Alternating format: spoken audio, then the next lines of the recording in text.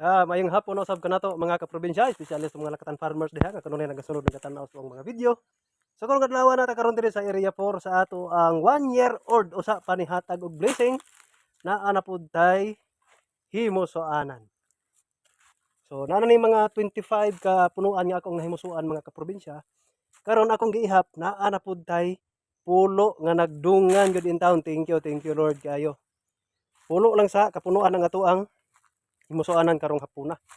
So dara makita ninyo na sakto na gid siya himusuan. Tungod kay 4 days wala ko ni suroy dire. Tungod atong kusog-kusog pud nga ulan. Plus nag-apply ta og abono, potassium og ammonium sulfate lang. So karon nakita gyud nato dara. Grabe.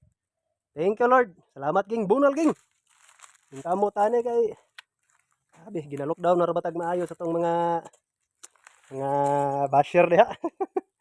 Itong mga kasilinganan diha nga mga puryabuyag pod. Ay, shout out sa inyong tanan. Unta, maayo yung tubo inyong saging. Yahay lang tagpading kamo tani unsaon man nga lisod pug kaayo pangunahan ako inyohang mga diskarte nga nagsunod ra pug ko sa inyo ha. So pasensyahay lang ta. Ano lang good. Yahay lang tag diskarte. So karon ato lang siya ning kuha nga puso ning himusuanan. Na diha oh. Kuhaan magbulak ko na kuhaan na to nagpuso pero wala na to na kuhaan og bulak. Ato nang hapiton karon. Apilo na to na. So daha makita na to naglinyaw 1 2 3 4. Okay kaya. So kauban na nga to ang hagdanan. O magitilaing agian hagdan ra man gid alangan man og ato nang luparon. So parehaan 8 hands ni mga kaprobinsya. 1 2 3 4 5 6 7 8. Kini mao ning ikawalo kana. So magbase pud ta sa dahon ha. Ang dahon man gud niya is 2, 4, 6, 8 pulo ang iyahang dahon. So ang gihatag nga sipi or hands 8 ka buok.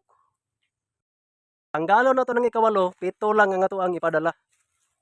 So gikan sa pinakauna nga sipi, goods man kayo. So nakaabot man siya sa minimum 12 kadawin pataas. Dire ana. So kana ato ang himuong fruit guard. Di lang tamang hinayang tungod kay murag apiki man kupod ang dahon god. So pulo ang iyang dahon pero ang duha ana spotted na siya sa sigato ka. So paspas ang laya ana. So maniguro ta dire sa 7. 7 lang ka hands ang ato ang ipadala. Tanggalan na tong puso, kuha ag bulak og butangan og fruit guard. So isa pa di ay sa ako ang ma-share. Kining magbutang tag fruit guard. Makita na ko sa ubang vlog, grabe pagbash sa uban Dira oh. Syempre kana mag yung pinak sa atong ibutang fruit guard. Pero naadyoy mo saway, naagay mo badlong nga dili gina siya dapat ibutang. Kay mosangko daw diha sa pinakalas nga sipi, magkakos siya scarring or gasgas. So kana wala koy mahimo. Kana gyud akong pabilin, magasgas man na diha or sa dili. So pasensya lang, kita ang magsunod. Kita manggod ang amo, kita ang trabahante.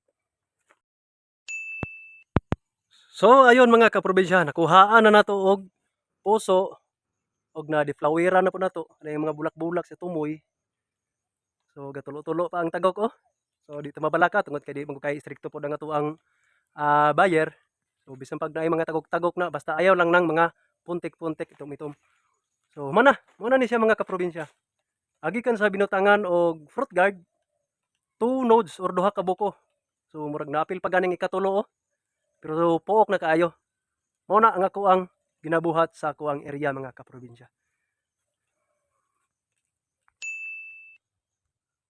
So kato lang akong ma-share sa inyo ha karon mga kaprobinsya. So sa gikaingon ko na, disclaimer dili ta eksperto.